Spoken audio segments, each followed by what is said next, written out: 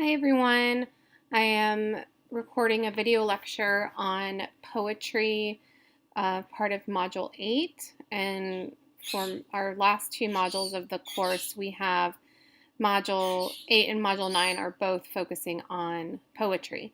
So I apologize for the lateness of this video lecture. I was really conflicted about how to approach a video lecture on poetry because poetry is a really big area in terms of how we analyze poetry.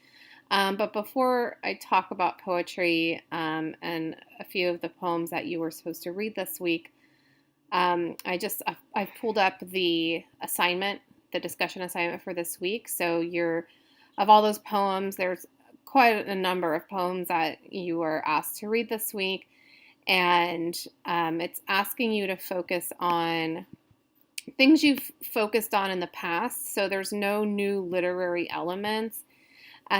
You're just looking at the same literary elements that we've been looking at throughout the course, just in a different genre of writing, which is poetry. So your discussion can be on tone, theme, the speaker, or the use of irony. And so you've already been addressing these literary elements. You're just being asked to look at them in the poems. But sometimes poetry can be more difficult to read or difficult to analyze. So I'm going to talk about that in just a second. And then you do the same thing you've always been doing, making a claim, adding evidence, and then providing analysis. And then, of course, responding to two classmates by agreeing or disagreeing. And then for both of your responses, making sure that you have evidence that is different from the evidence you use in your original post in the responses to two classmates.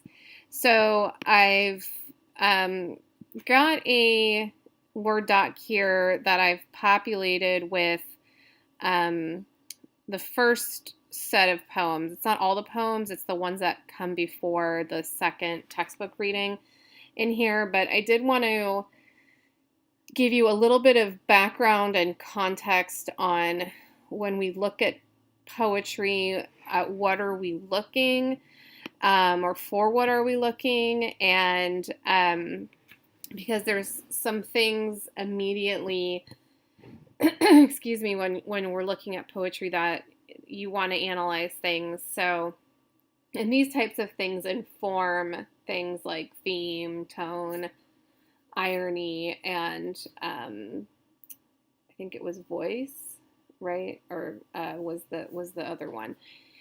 But the first thing you want to look at when you're looking at a poetry, there's a number of things that I can talk about. I'm not talking about everything because this lecture would be really long, and I'm also not going to look at all of the poems. So normally when I do video lectures on texts that we're reading, I go through all of the texts, or the text in the case of drama. But if I were to go through every single poem that you've read, this would be a super long video lecture. So I'm just picking a few, and I'm going to kind of talk about those. So there's some initial format things that you want to look at with poetry, and format is really crucial to poetry because the format and the poetic things that the poets are using to write their poems are part of the things that inform those literary elements like tone and theme and perspective and irony and all of the different types of literary elements. So you should consider the format. You have to consider the format when you're dealing with verse. There's reasons that the poets do the things that they do in their poetry. So the first thing is you want to know right away if you're dealing with a poem that has stanzas or if you're dealing with a poem that doesn't have stanzas. So, for example, if I go to W.B. Yeats' The Lake Isle of Innisfree, a stanza is just like this poem. Let me put this all on one page. this poem has 3 stanzas, right? This is one stanza, this is one stanza, and this is one stanza. So we know we're dealing with stanzas. Now, if you go, Robert Hayden has 3 stanzas. Adrian Rich, I believe, has 3 stanzas. The Sir Patrick Spence has more stanzas. How many? It's 17 different stanzas. When you get into the Robert Frost and the Robert Browning, these aren't stanzas. These are just long poems. So at that point, you're out of the stanza tradition. And then there are names for the different types of stanzas. So you can have a stanza with 3 lines, 4 lines, 5 lines, 6 lines, or 8 lines. I don't know why they don't usually have 7 lines, but and these are called a tercet, a quatrain, a quintet, a sestet, and an octave. So, for example, with the William Butler Yeats, we know that we have 3 stanzas of 4 lines. So that would be the quatrain. So it's a poem written in 3 stanzas, 3 quatrain stanzas, because the stanzas are made of 4 lines each. And I believe that's the same for Hayden and, oh no, Hayden plays around with it a little bit, but Adrian Rich has the same thing as William Butler Yeats, the quatrain, the 3 quatrain stanzas. Hayden has 1 quatrain stanza and 2 quintet stanzas. So 1, 2, 3, 4, 5, and then 1, 2, 3, 4, 5. So he's got 3 stanzas. 2 of them are quintets and are this, and then 1 of them is a quatrain. So, and that's just, it's good to know the language as well, because if you don't have the language to talk about poetry, it can be a little bit more difficult. So you want to use terms like stanza. If you're looking at especially somebody like Hayden, who clearly has 2 quatrains around, or excuse me, 2 quintet stanzas that are around a quatrain stanza, there's a reason that Robert Hayden did that, and how you analyze that is up to you, up to the reader. So that's stanzas. The other thing to be aware of is meter. Meter is really crucial to poetry, so you need to be aware of it. And this has to do with the syllables in the lines. So if you've taken a poetry class or you've analyzed poetry, this is hopefully all sounding familiar.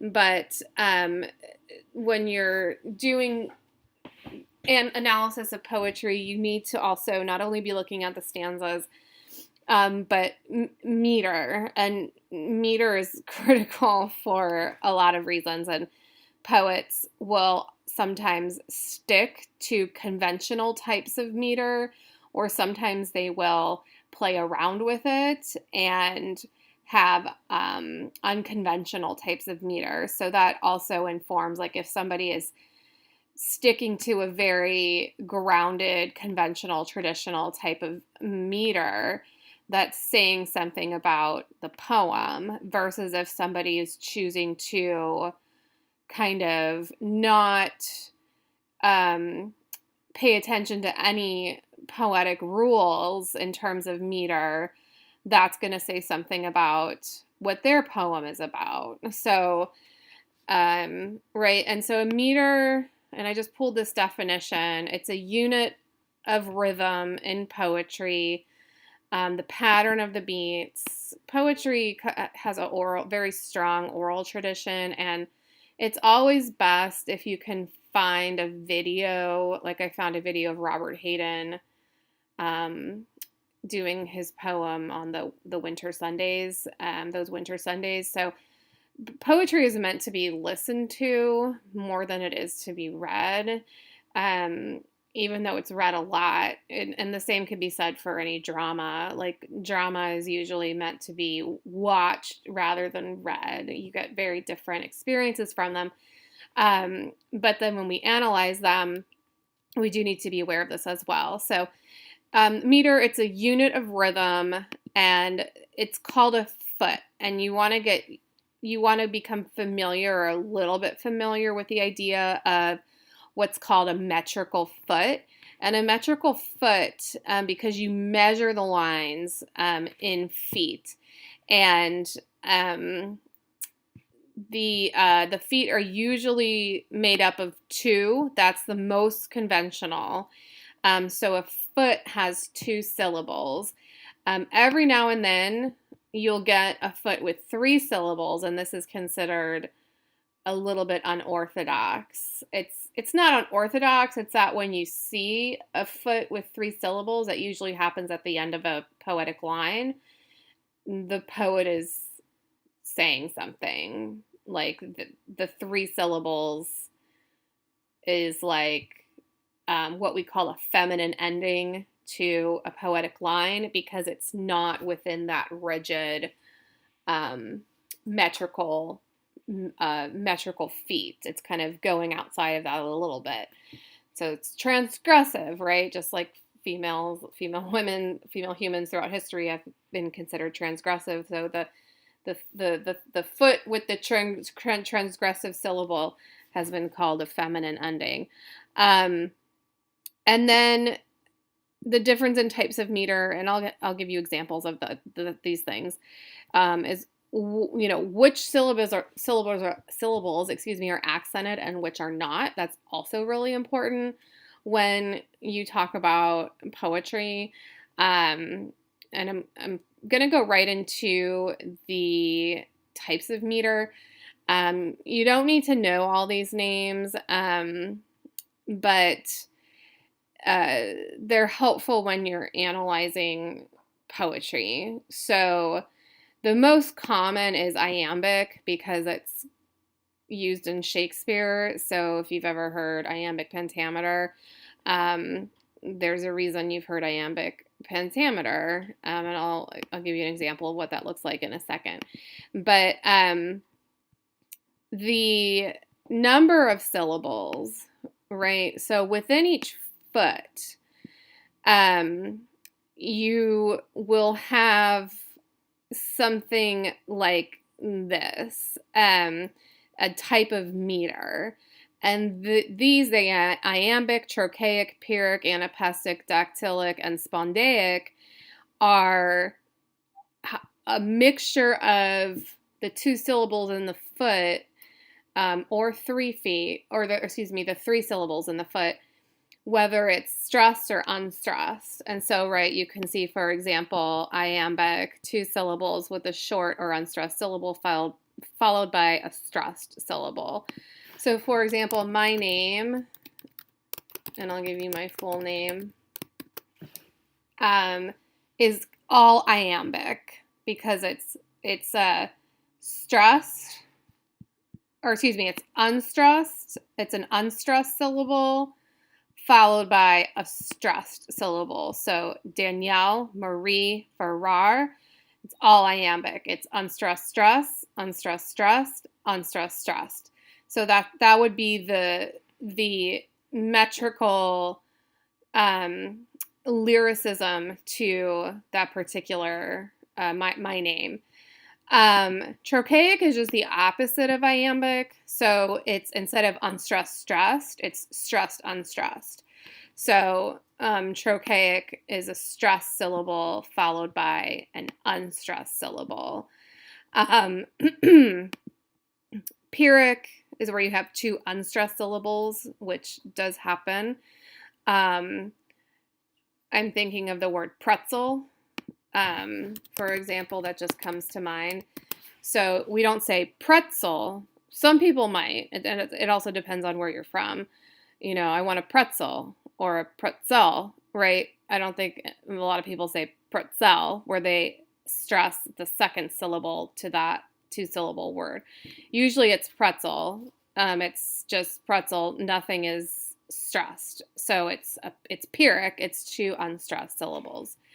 Anapestic or an anapest foot. This is where we get into the 3 syllables, and it's the first 2 are unstressed and the last is stressed. And then dactylic is kind of the opposite of that, whereas the you just switch it around. It's one stress and then two unstressed. So anapest is two unstressed, one stressed, and then dactylic is one stressed, two unstressed. It's just the opposite of anapestic. And then a spondy or spondaic, they're giving, these are all the adjectives to these. The noun would be like an I am or a trochee. Pyrrhic, I don't know what the noun is for pyrrhic. I don't think that's used very much. Anapest, same with dactylic. You could just say a dactyl. And then a spondaic or a spondy. These are just the noun versions of these, which are all adjectives. So a spondy is two stressed syllables, so it's the opposite of pyrrhic. So whereas pyrrhic is two unstressed syllables, a spondy is two stressed syllables. So all of these, right? Iams, trochees, pyrrhics, anapests, dactyls, and spondies, that all has to do with how the within the foot, what is being stressed and what is being unstressed. And then we get into the metrical feet and scansion. And so these are, I'm just going to go ahead and give you, it's a very common example. It's from Romeo and Juliet, but what light through yonder window breaks. So if we just look at this line, what you have to do is count out. So when you do poetry, you're using your fingers a lot. But it's what light through yonder window breaks. That is 8 syllables.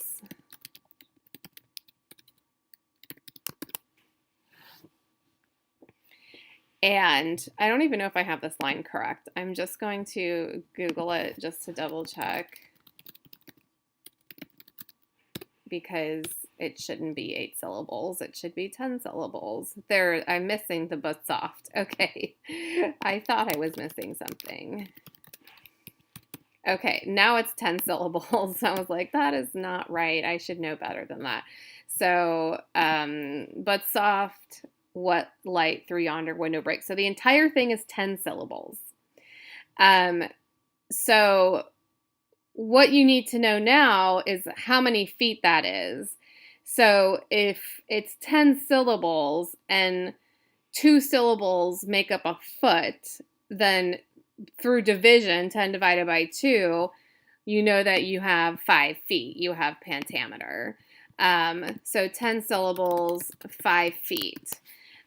Because we've got this here, that's 1 foot, and then that's our second foot. We have this as our third foot. Why won't you let me not? I'm just going to separate the words so it lets me do the highlighting. I'm going to have to separate that word too. Oh, well, let me do there. And then that's our last one. I'll just do gray. It still won't let me do this in the pink. Okay. So, nope, that was right. I'm just confusing myself now. So, but soft, that's 1 foot. What light, that's 2 syllables, 1 foot. Through yon, that's 2 syllables, so it's 1 foot. Derwin, this is the one I wanted to make pink. Derwin, and that's 2 syllables, so 1 foot. And then do breaks, that's the final 2 syllables. So we have 1, 2, 3, 4, 5 feet here. And then what at that point you want to do, so you kind of start with the measuring how many syllables do I have in the line, and then breaking that down into feet, right? So you have monometer, which is you only have 1 foot, so 2 syllables. And you have dimeter, which is 2 feet or 4 syllables. Trimeter, 3 feet or 6 syllables. Tetrameter, just 4 feet or 8 syllables. Pentameter, 5 feet or 10 syllables. And then hexameter, 6 feet or 12 syllables. This is often also called Alexandrine because when Charlemagne was big, a lot of poetry was written in hexameter. So then after that point, you could go into scansion. And the scansion, when you do a line scansion of poetry, you're looking now for these different types of, well, what's stressed and what's unstressed. Because, and there's no, people would argue with me about this, but I very firmly believe that that there are some times, like with the line from Romeo and Juliet that I've given, where it's very clearly iambic pentameter. But there are times when there are arguments for what words should be accented or stressed and what words should not. And that informs things like character, theme, setting, symbols, anything like the literary elements we've been talking about. Words that are stressed are thought to be more important, right, than the words that are unstressed. Although you could talk about how this word is unstressed, and so it's unstressed, and this is why, and the reason why helps to inform this argument because of blah, blah, blah, right? So, and Shakespeare kind of religiously writes in iambic pentameter because he has each of these 5 feet are all iamb. So we have but soft. So we have unstressed, stressed. What light, unstressed, stressed. Through yon, unstressed, stressed. Der win, unstressed, stressed. Do breaks, unstressed, stressed. So we have unstressed, stressed in each of our 5 feet, which would equal iambic pentameter, and that's what iambic pentameter is. And if you've ever heard anybody go da da da da da da da da da da, that's iambic pentameter. So those are some things that to give you a very, very short background about, or some context about what we're doing when we analyze poetry. These are the different types of poetic things that you want to be considering when you're reading poems. So obviously you want to read the poem and first figure out, like, okay, what is this poem about? Who is speaking? Who's the narrator? Who are the characters? What's the setting? Like the same thing you would do in any other thing you would be reading. But after you've done that, you then need to dissect it more, because how it's written and through these types of things, through these types of format things, the meter, the feet, the scansion, right? Is it written trocheically or iambically? Why is it doing that, right? But soft, what light through yonder window breaks, that's a very conventional poetic line. So if you're reading R&J, Romeo and Juliet, and it's all da da da da da da da da da da, and then you get to a line that's suddenly all trochaic, you would say, whoa, wait a minute. Why all of a sudden has the poet switched to this different type of, lyrical meter? So that's supposed to provide meaning to how the reader or the watcher, if you're watching it, is analyzing or thinking about the meaning of the particular narrative. So I'm just gonna go through a few of these. I don't know how many. I've looked through all of the poems, but I'm just starting with the first ones that you had.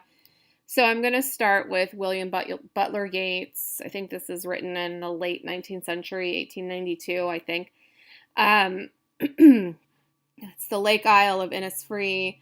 It's an Irish lyric poem, and I kind of just highlighted a few things in some of the poems to go through it, but in terms of the I highlighted things that are, like word wise or metaphor wise. What are things that might right away stand out? But first, I'm just going to read it, and then I'm going to talk about things like meaning and what's happening in the poem, and then I'm going to go into the more kind of poetic format of it. Why, does Yeats's poem, in terms of the meter and the scansion, how do we make sense of that in terms of the meaning of the poem? How do we reconcile those two things? So he says, I will rise and go now, and go to Innisfree, and a small cabin build there, of clay and wattles made. 9 bean rows will I have there, a hive for the honey bee, and live alone in the bee loud glade.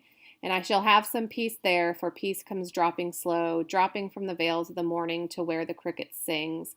There midnight's all a glimmer, and noon a purple glow, and evening full of the linnet swings.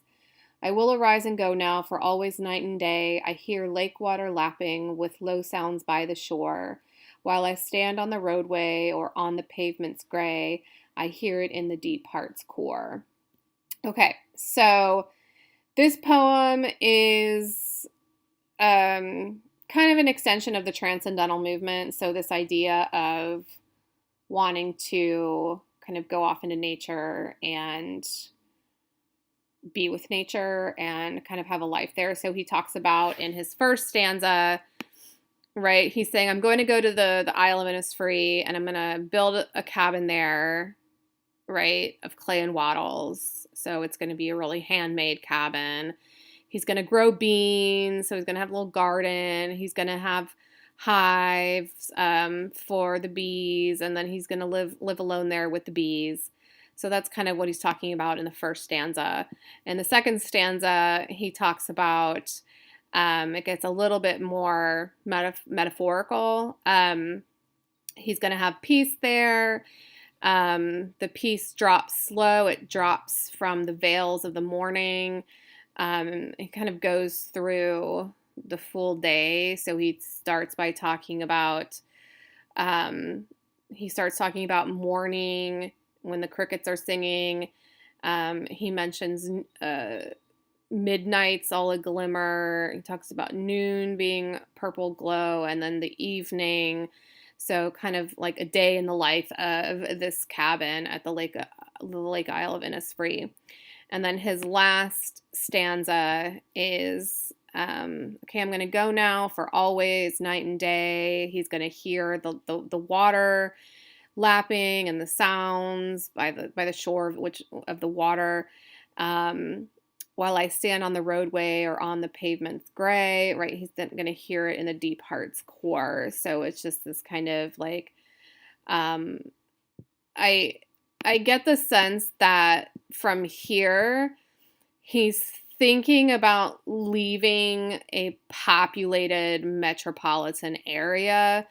So he's saying like, I'm gonna go. This isn't something that he's doing or has done. He's saying, I'm gonna go now. And as he's standing on the road, on this gray pavement, he can hear the peaceful sounds of the water lapping, and he can hear it in the deep heart's core. So this gives a sense of he's in a place where he doesn't want to be, a particular place with pavements and roads, and he's planning on going to this isle and building this place where he can have a lot of peace and, be with nature and have a garden and have honeybees and this is going to happen. He's going to get peace, night and day, and he takes us through night and day in terms of what that looks like.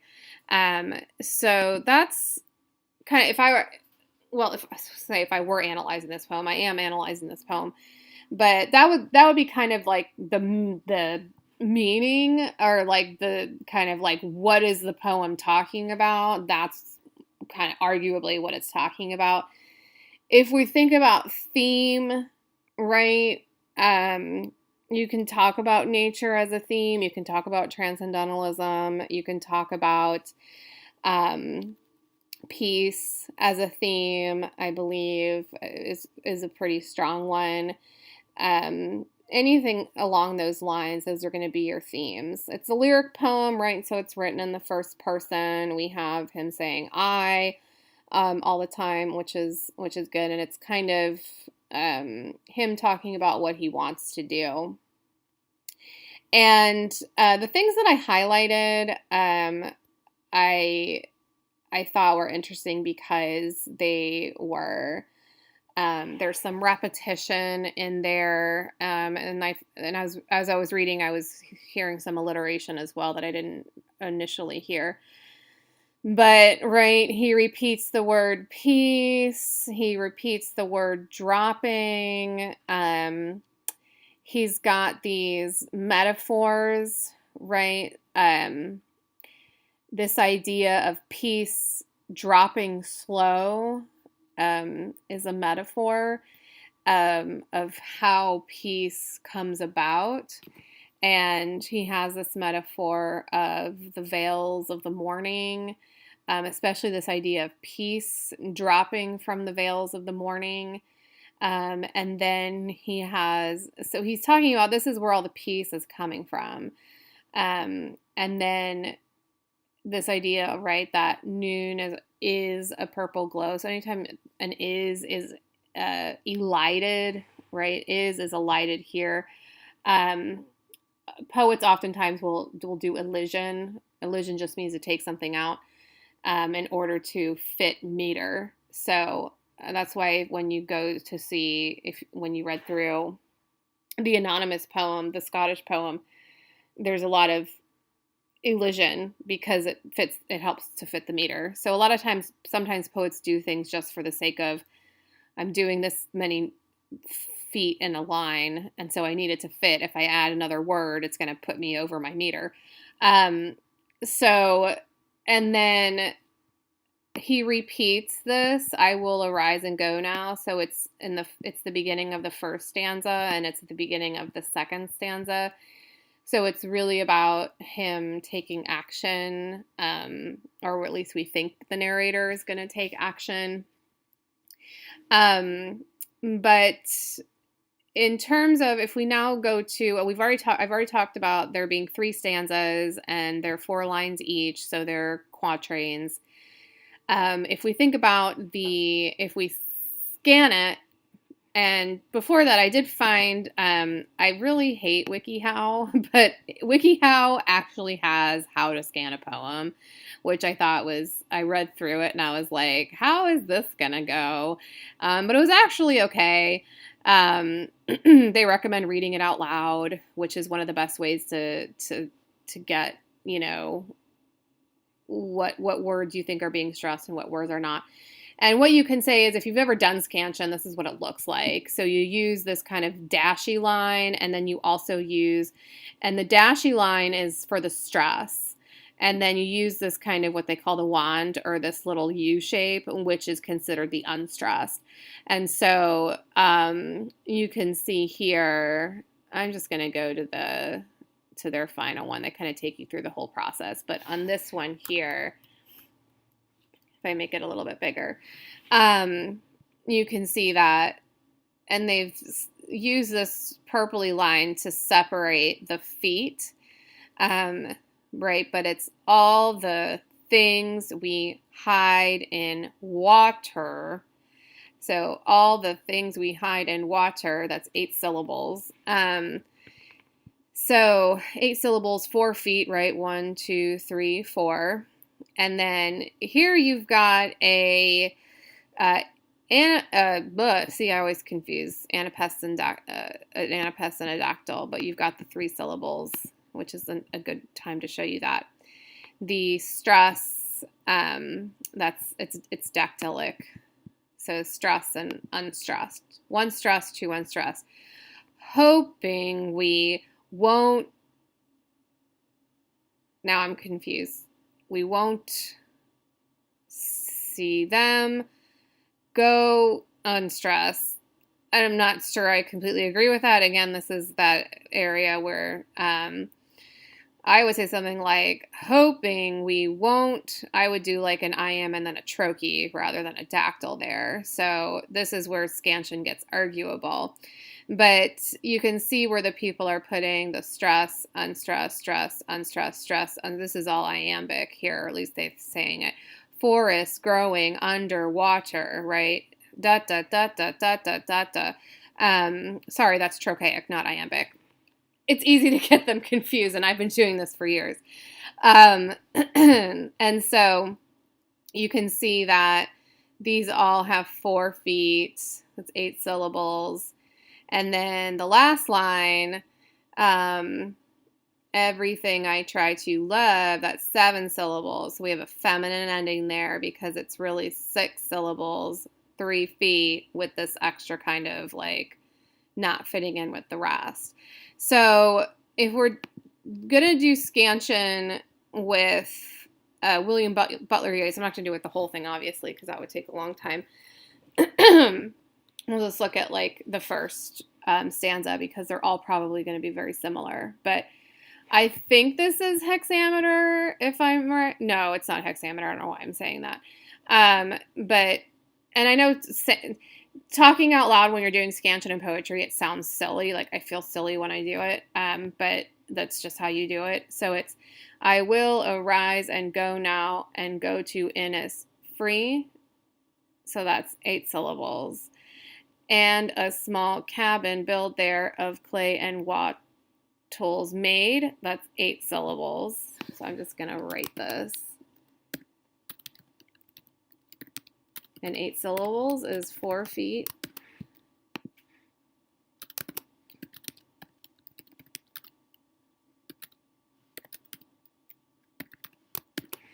So 9 bean rows will I have there, a hive for the honey bee. That's where we take liberties. So I would still say this is 8 syllables, even though technically it's not. There are times when you, like honeybee, you could arguably say, no, it's not 3 syllables, it's 2. But that's an argument. And then, and live alone in the bee loud glade. That's 9 syllables. Let me try that one more time. And live alone in the bee loud glade. So, is that right? Am I doing that? I feel like I'm doing this all wrong.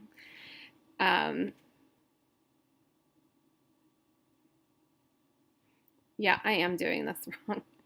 Why am I saying these are 8 syllables? They're not 8 syllables because I'm using one hand. So let me do this one more time. Sorry. 9 bean rows will I have there, a hive for the honey bee. So that's 13 syllables. Sorry, I can't count. Math is not my strong point. But I need to use 2 hands to do this. Let me just do this first line one more time. I will arise and go now and go to Innisfree, right? That's 13 syllables. So it's not 4 feet. That's going to be 6.5 feet because, so what we would say is that I originally said it was hexameter, and I was right. So what you would ultimately say is that it's 12 syllables, but it's got this extra, it has that feminine ending. It's got that extra, because you don't ever have like 6.5 feet or 5.5 feet or 2.5 feet. So that half is that feminine ending. It's where it's like causing problems. So it's saying that it doesn't want to be rigid with the meter. So the 12 syllables, so this is hexameter, that's 6 feet. And I'm just going to quickly show the feet. So I will This is always fun to do. Arise is 2 syllables. Make them different colors again, but I guess I have to do it that way. And go. Now, and is the next one. And then go to is the next one. And then we have this in is free, which is 3 syllables. Sorry, I hate when it makes me do it this way. I don't know what I'm doing. So we have 1, 2, 3, 4, 5, 6, and then a half extra. So what that immediately says, I'm going to change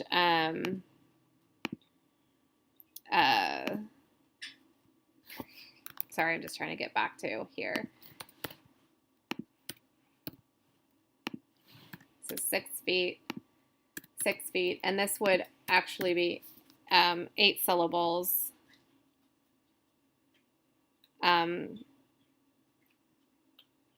Which would be 4 feet, which would be tetrameter.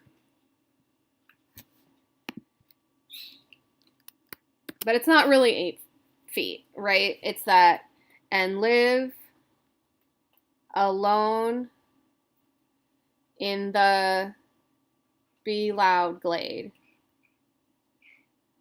And live alone in the be loud glade. It's 9 syllables. But you don't have 9 syllables. Like in poetry, it's really 8 syllables or 4 feet, right, which is that tetrameter, but it has the feminine ending. So all of these have, because these are going to be the same thing. It's going to be hexameter, hexameter, hexameter, tetrameter, hexameter, hexameter, hexameter, tetrameter, right? If I look at this last line here, and evening full of the linnet's wings, 9 syllables, right? It would be 8 syllables, 4 feet. Let's look at the very last line of the poem. I hear it in the deep heart's core. That's 8 syllables. Important. This is where, that's 8 true syllables. So, and I'm just going to quickly do this one. While I stand on the roadway or on the pavement's gray, that's 13 syllables, right? So we're going to have hexameters, 3 hexameter lines followed by a tetrameter, all feminine endings because they're technically 13 syllables and 9 syllables. And then same thing here, and then same thing different. So in that format, that's where you can start making arguments. So if I go back to talking about what I was talking about before, about how this poem is about the narrator who is standing on this roadway, standing on this gray pavement, and he's thinking about taking action. I'm going to go away. I'm going to go set myself free, be with nature. These are the different types of things I'm going to do there. And it's going to be peaceful.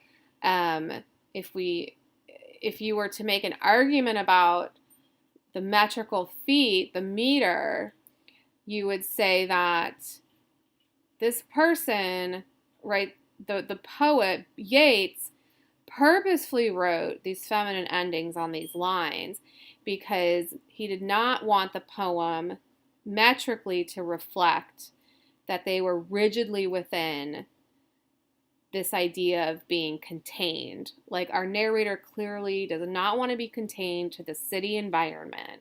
They want to go off and be free somewhere else. And we can see that theme reflected in the actual metrical feet of the poem. And then that last line where we have the 8 true syllables is kind of like, bam, I'm going to go do it. 8 true syllables, right? We have 4 true feet. So I hear it in the deep heart's core. After all of these lines, which are to some degree, they're not breaking a rule, but like I said, that feminine ending where you have that kind of extra half, you have that half foot, you have that one extra syllable that doesn't give you a full foot. The poet is doing that purposefully. And then when you have all of the lines doing that, and then the last line not doing that, that's significant. So that, I would argue, if I were analyzing this poem, I would say, okay, this is evident that the narrator is, really dedicated to leaving this gray cityscape of an area, and that 8 true syllable kind of cements that, and that he's going to go and he's going to be free. And the poetry throughout kind of represents this ideal pastoral dream that they have, and then that's going to happen, and we can use that, we can argue that by saying, while the entire poem has this half a foot, all the lines have this half a foot added, extra half a foot, the very last line doesn't. That's how you use format to analyze, to help analyze and argue for theme, character, those types of literary elements. You're also using format. I'm going to go to, I'm trying to think of which one I want to add. I'm only going to do one other one because I don't want to, and I'm going to do another video lecture for some of the poems for next week as well. But I'll go ahead and do the Robert Hayden one. This poem is, I'm a diehard Adrienne Rich fan, so I would love to go over Adrienne Rich, but I could go over all of these because I like them all. I like the Scottish poem, and I love Frost, and I love Browning, but like I said, I just don't have time to do all of it. So let's take a look at Robert Hayden. So I'm just going to read through it first, those winter Sundays. So Sundays too, my father got up early and put his clothes on in the blue-black cold. Then with cracked hands that ached from labor in the weekday weather made banked fires blaze.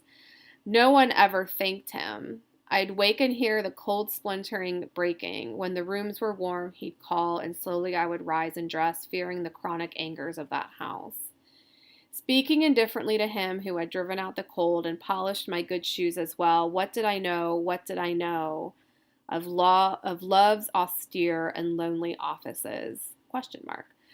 Okay, the one thing I want to, that I didn't pull up, and I spelled it wrong, sorry, is the idea of what's called enjambment.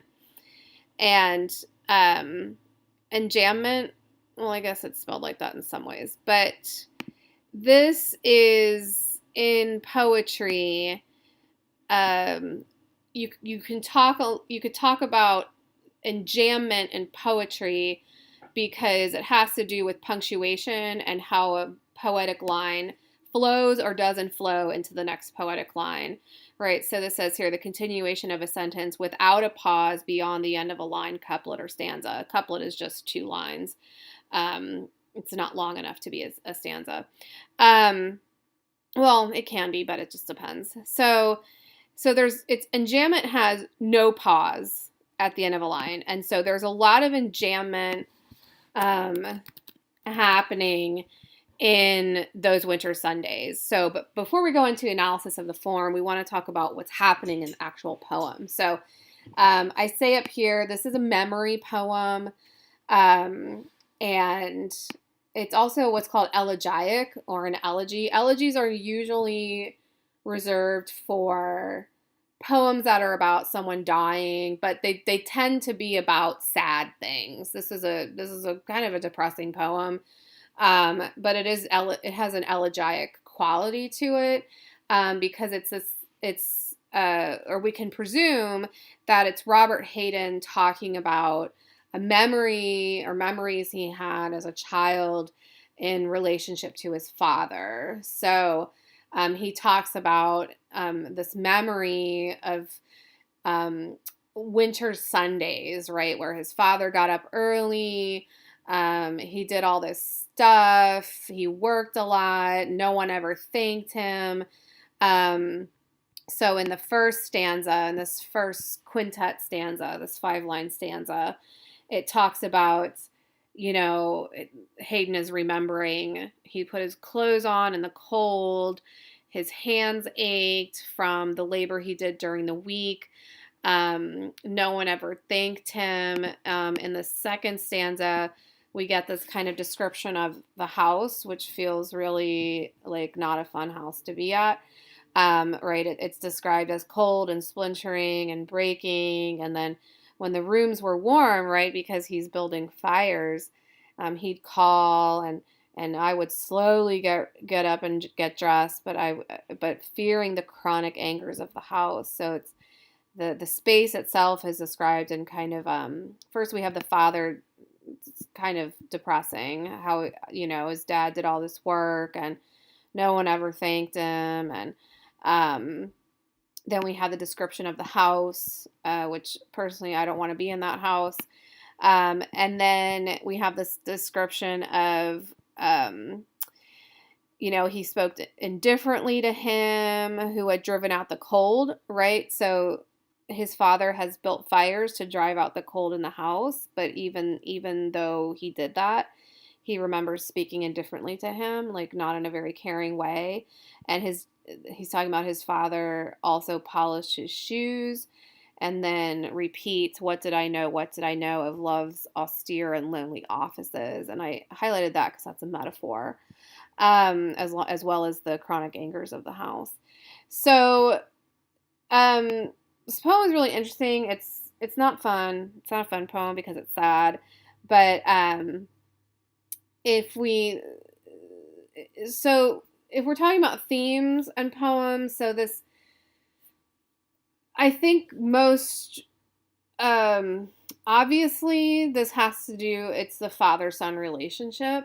That seems to be the most obvious theme. I'm trying to think of another theme that I would put regret could be a theme. Cold could be a theme because you could talk about cold figuratively and metaphorically, because we have this sense of coldness, not only in the weather, but also this metaphorical coldness in terms of the relationship between the father and the son, that it's not a very warm, loving relationship, that their relationship is kind of broken, kind of like the house. The relationship is also splintering and breaking. So that's kind of talking about like what the poem is talking about and some potential themes in terms of how you could analyze it. So if we move then into the format of the poetic format of the actual poem, right? I've already talked about the stanzas, that we've got the 2 quintets and the 1 quatrain. The 1 quatrain is in the middle with the 4 lines. And I believe that there's little to no adherence to any type of meter, whereas in the W.B. Yeats poem, there's adherence to meter, right? Yeats regularly has these 12 and a half syllables, 12 and a half syllables, 12 and a half syllables, 8 and a half syllables, right? That's throughout the poem. In this poem, right, if we look at the first line, right, Sundays too, my father got up early, that's 10 syllables. So that's 5 feet. If we look at the second line, and put his clothes on in the blue, black, cold, that's 10 syllables. Maybe I was wrong. That's always possible. If we look at the next one, then with cracked hands that ached. Okay, now we have 6 syllables, which is 3 feet. From labor in the weekday weather made. Now we have 10 syllables. We're back to that. And for the last line, banked fires blaze, no one ever thanked him. 10 syllables. Well, now I'm curious about the rest of it. I'd wake and hear the cold splintering breaking. You could argue it's 10 and a half. Well, I'd wake and hear the cold splintering breaking. You could say splintering as one or 2 syllables rather than splintering. It also depends on vernacular and dialect and that type of thing. But we could say 10 or 10 and a half syllables. But we would always go to 10. You would never say there's 10 and a half syllables. You would say it's 10 syllables with a feminine ending. So 5 feet, feminine ending. I'm just going to get rid of that 10 and a half.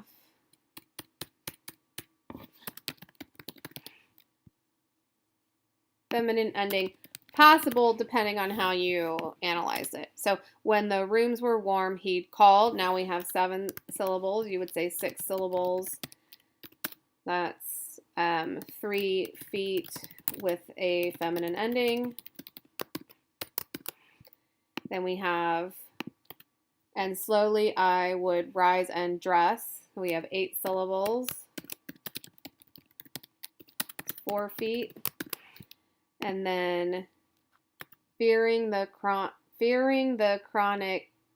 hold on, counting on fingers, again, not my strong point.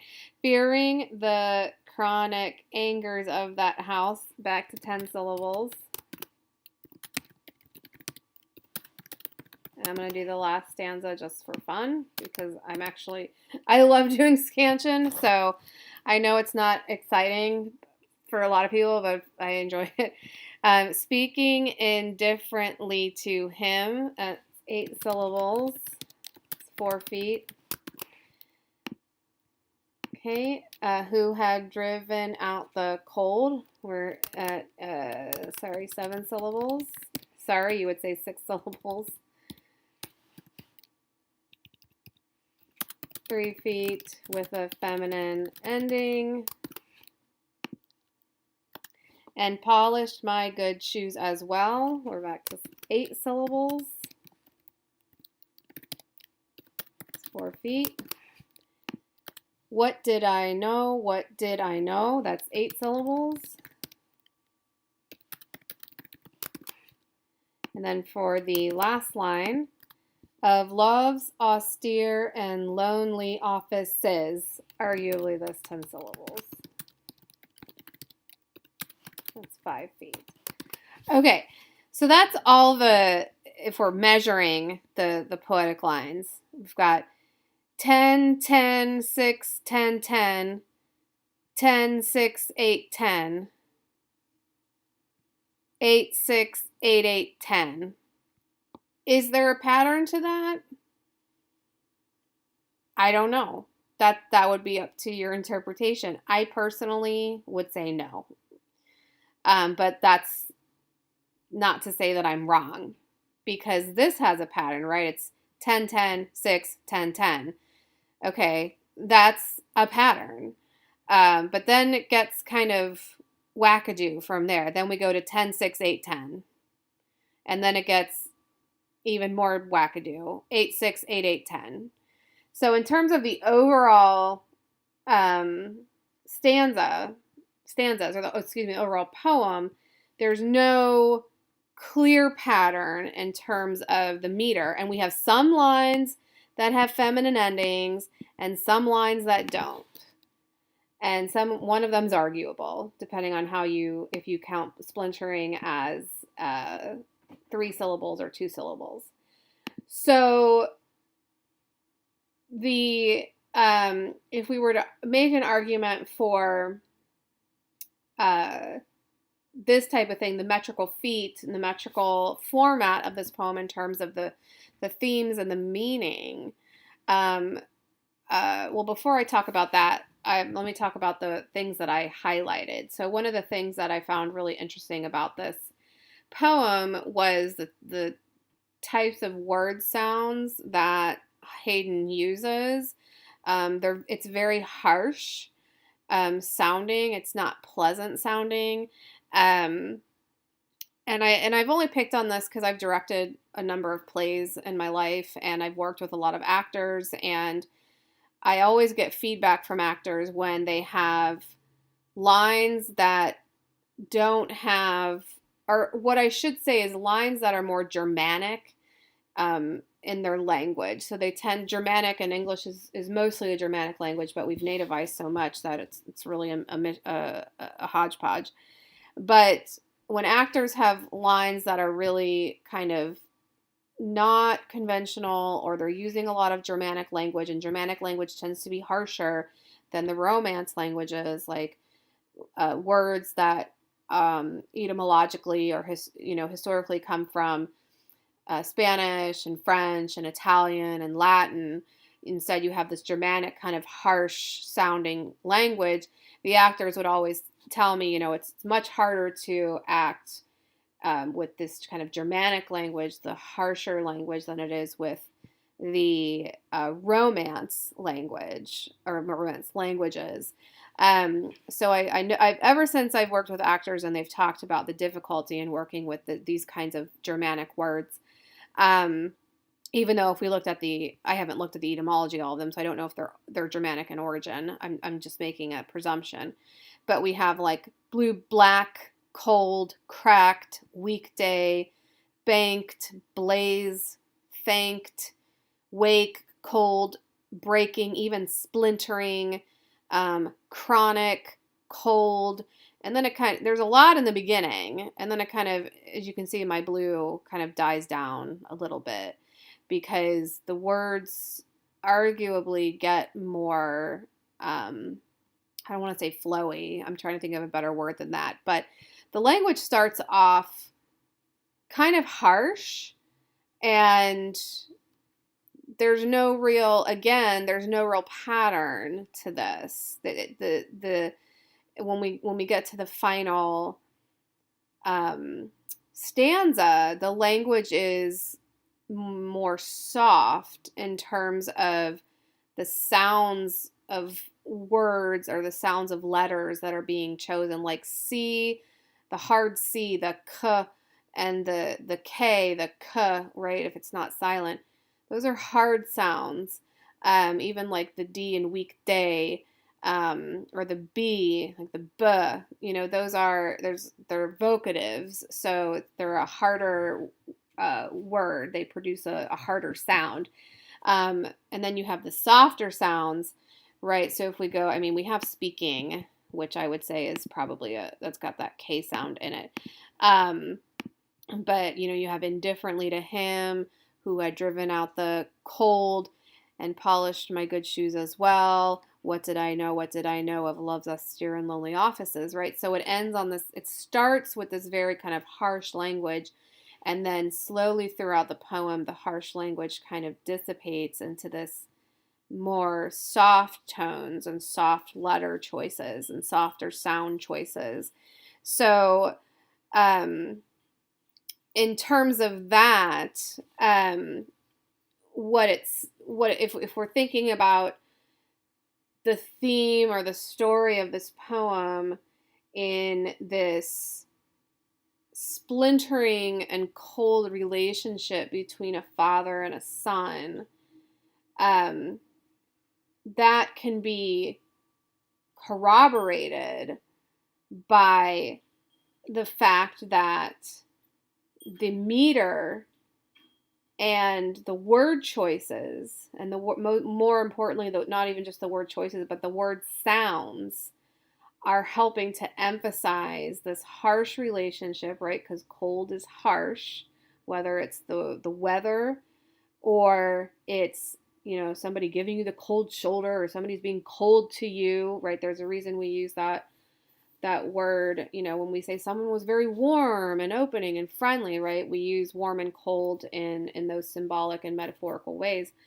But it kind of emphasizes this lack in meter pattern, emphasizes this idea of breaking and splintering, that, and the same with the sound choices, that the sound choices are breaking and splintering, but right, and there's no pattern to it, so it's all kind of haphazard and maybe not comfortable. The meter is uncomfortable because it's not steady, it's not complete, it's not contained. However, you could argue that the poet or the narrator, I would say the narrator rather than the poet, comes to some type of epiphany at the end. And I would only say that because of the 10 syllables, 5 feet. And even though we have 10 syllables, 5 feet throughout, and we do have that. Sorry, now I need to realize I have these. All of the endings to the stanzas have 10 syllables, 5 feet. So this is an argument that could be a pattern where all of the ends of the stanzas end in 10 syllables, 5 feet. But also due to the lack of harsh word sounds, you could say that the author is, or the narrator is coming to some type of emotional epiphany, right? What did I know? What did I know of love's austere and lonely offices, right? We have this very soft-toned, comfortable in terms of, it's very pretty language versus in the first, definitely the first stanza, arguably the second stanza. But by the end, we're back to that 10 syllables, 5 feet. And so perhaps the narrator is having an epiphany, which is solidified by this 10 syllables, 5 feet. But there's 10 syllables, 5 feet at the end of every stanza. So maybe this is something that the narrator is constantly coming to a conclusion of at the end of every sentence, or at the end of every stanza, that they understand this, they have a memory, they have an understanding of that memory, they're coming to accept that understanding at the end of every stanza. But how do we reconcile the fact that the harsh words slowly dissipate throughout the poem? So anyways, I'm just giving you, doing this as a means to show you how we analyze poems, and that most importantly in poetry, the different types of format, the meters and the feet, you don't have to go into the scansion. That's kind of taking it to a little bit more advanced of a level. But the other thing that's most different sometimes I don't finish thoughts before I go to the next one because my thoughts race very quickly. But the reason I'm showing you this and what I did with Yeats is to show you how we analyze the format of poetry in relationship or respective to the theme, tone, character, that type of thing. Idea, which is a theme, argument. That's reinforced and often found in the style, particularly the meter, the metrical or lyrical or whatever type of style, that the format that the poem is actually written in. And one thing that I didn't talk about that I'll talk about now, because we can see the stark difference between Haydn and Yeats, is rhyming. And you can talk about rhyming. I personally hate talking about rhyming when I analyze poetry, because I think it's not stupid. Well, yeah, I do. But I don't find arguments about rhyme to be very interesting, because it's like, great, it rhymes.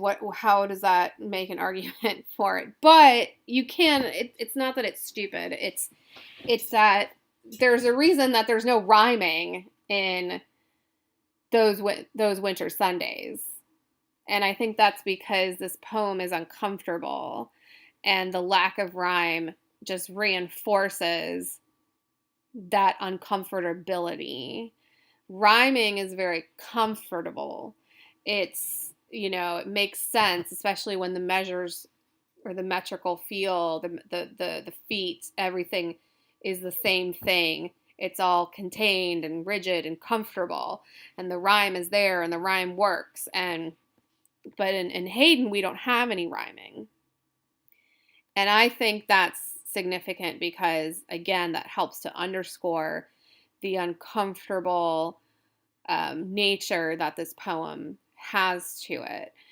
I didn't talk about enjambment. I'll talk about, that's the last thing I'll talk about. Whereas in Yeats, we have rhyming. And if you've ever done rhyming, where you do the like A, B, C, D, E, F, that type of thing, where you look at the rhyming schemes, I'm not going to go through it. I'm just drawing it to your attention that there's poems with rhyme and poems without rhyme. And while I don't like to talk about rhyme does bear some significance in terms of analyzing poetry. So like here we have Innisfree and Honeybee, and then Maid and Glade, and then we have Slow and Glow and Sings and Wings, Day and Gray, Shore and Core, right? So that would be A, B, because free and B rhyme, so that would be our A's, and Maid and Glade, so that would be our B and B. So we have A, B for our rhyme up here. And then we would go to C, because unless this line ended with a rhyme that matched the rhyme in A, which would be the E sound, we would stick with A. But because it doesn't, it's going to change. So it would be C, D, C, D, and then the same thing for the last line. E, F, E, F. So that's the rhyme scheme. A, B, C, D, E, F, E, F. That would be the rhyme scheme for the Lake Isle of Innisfree. And there's something to be said about that. There's a pattern there, right? And this Yeats's poem has much more of conventions happening. So even though there's the main area where this poem is kind of breaking convention or going outside of the field of poetic comfort, is having those feminine endings, but the rhyme is there, the stanzas are there, and versus Haydn, where we've got the two quintets and the one quatrain, we have different stanzas. We have this hodgepodge of meter, even though there is a pattern into how they all end. They all end with those 10 syllables, 5 feet. There's no rhyme. And the other thing is enjambment. And that's that continuation from poetic line to poetic line. So up here, an enjambment has to do with punctuation at the end of poetic line. So you can see that here we have a comma, here we have a semicolon, here we have a comma, here we have a period. Comma, semicolon, comma, period. Nothing, semicolon, comma, period. So there's one enjambed line in this whole poem. And it interestingly happens in the last stanza, which is arguably kind of the stanza where we have the narrator not just thinking about what he's going to do, but it feels like he's on the edge of actually doing it. But the fact that there's only one line with no punctuation is important. So that's where you would talk about why there's no pause between this poetic line and this poetic line, where in every other line there's pauses. In Haydn, we have tons of enjambment. And enjambment tends to make for more uncomfortable writing, because in poetry, to get that kind of nice, comfortable, conventional feel, you have those kind of nice, neat lines, and then you have another nice, neat line, and then you have another nice, neat line. But then when you have poetic lines kind of backing into each other, so to speak, where you have that enjambment, where you have no punctuation, right? We've got no punctuation, a comma, no punctuation, period. Then we have period, comma, comma, between stanzas, which is notable. Comma, nothing, period, nothing, question mark. It's like, okay, very interesting. So, and the enjambment, right, is in the first sentence, which I think right away they're starting with enjambment, which means there's no pause. If you were reading this out loud, you would take no pause between those two sentences, those two poetic lines. Sundays too, my father got up early and put his clothes on in the blue, black, cold, pause, because of the common. Then with cracked hands that ached from labor in the weekday weather made banked fires blaze. Stop in the middle of a poetic line. No one ever thanked him. So, and then if we did the second one, right? I'd wake and hear the cold splintering, breaking, full stop. When the rooms were warm, he'd call, comma, pause, right? And slowly I would rise and dress, comma, fearing the chronic angers of that house, comma, not a full stop at the end of a stanza, speaking indifferently to him, comma, pause, who had driven out the cold and polished my good shoes as well, full stop.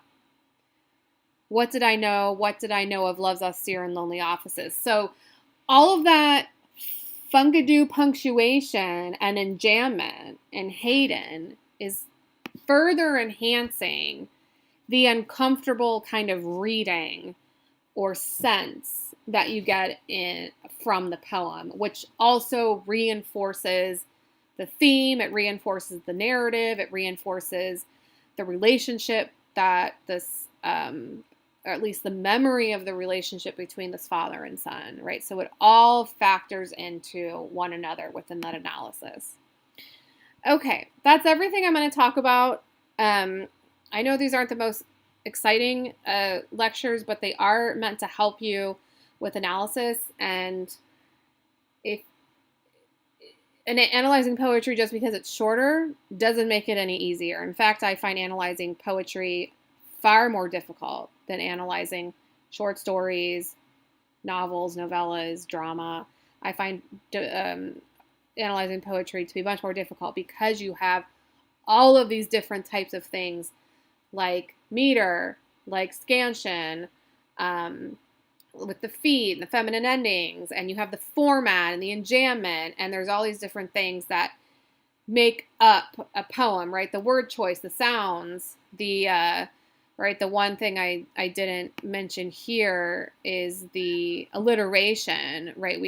There's not a whole lot of alliteration in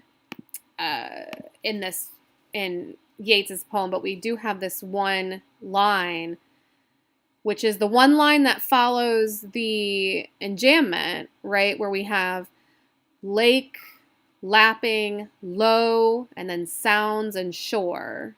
Now, sounds and shore, that's pushing the envelope on alliteration, but alliteration is where the word starts with the same sound. So we have lake, lapping, low, right? That's all